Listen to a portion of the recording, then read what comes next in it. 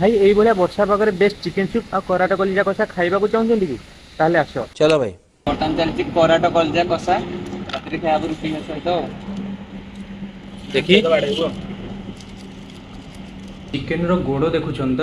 ଏଇଭଳିଆ ପାଗ ସହିତ ଏଇଭଳିଆ ଆଇଟମକୁ କଣ ଦରକାର ସେଇଟା ଆପଣ ମାନେ କମେଣ୍ଟରେ କୁହନ୍ତୁ। ଗାଇସ୍ ତଳେ ଆମର ଚିକେନ ସୁପ୍ ଟା ବସିଛି। କାହ୍ନା ଆମର ବୁଝୁଛି। ଚାଲ ଦେଖିବା। ମାଡ଼ଟା ହବ ତାହେଲେ। ଚାଲିଛି ଚିକେନ ସୁପଟା ହବ ଦବେଇକି ପେଲିବ ଏଇନେ ଅଣ୍ଡା କର୍ଣ୍ଣଫ୍ଲୋର ପାଉଡର। ଆଚ୍ଛା ଆଜି ହବ ତାହେଲେ ମାଡ଼ଟା ନାଇଁ କି? ମାଡଟା କଷିକି ହବ ମାଡଟା ହବ। ଏଇଟା ଗୋଟେ ବଢିଆ ଜିନିଷଟା। ଏଇଭଳିଆ ମଶା ଧୂପ ଷ୍ଟାଣ୍ଡ କେବେ ଦେଖିଛନ୍ତି? ମାନିବାକୁ ପଡିବ ଆମ ଇଞ୍ଜିନିୟରିଂ ଷ୍ଟୁଡେଣ୍ଟ ମାନଙ୍କୁ। ବହୁତ ଆଗକୁ ଗଲେଣି। ନମ୍ବର ୱାନ୍ ପୁରା ହେଇଛି ଭାଇ, ଚାଖିକି ଦେଖ, ଟେଷ୍ଟ କରିକି ଦେଖ, ନମ୍ବର ୱାନ୍ ପୁରା ହେଇଛି। କାହ୍ନା କହୁଛି ମାନେ ଚାଲ ଟ୍ରାଏ କରିକି ଦେଖିବା। ବହୁତ ବଢିଆ ହେଇଛି। ଆଉ ଥରେ ଟିକେ ଟ୍ରାଏ କରିବି। କଣ କଲୁ? ଭାଇ ବହୁତ କଷ୍ଟରେ ଆମେ ବର୍ଷାରେ ବି ରୋଷେଇ କରୁଥିଲୁ, ହେଲେ କଣ କରିବା କଣ୍ଟା ହବ ସବୁ ଢାଳି ଦେଲେ।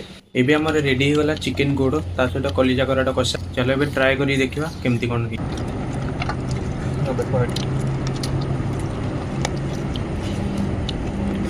ଏଇଟା ହେଲା କଲିଜା ପିସ୍ ଟା,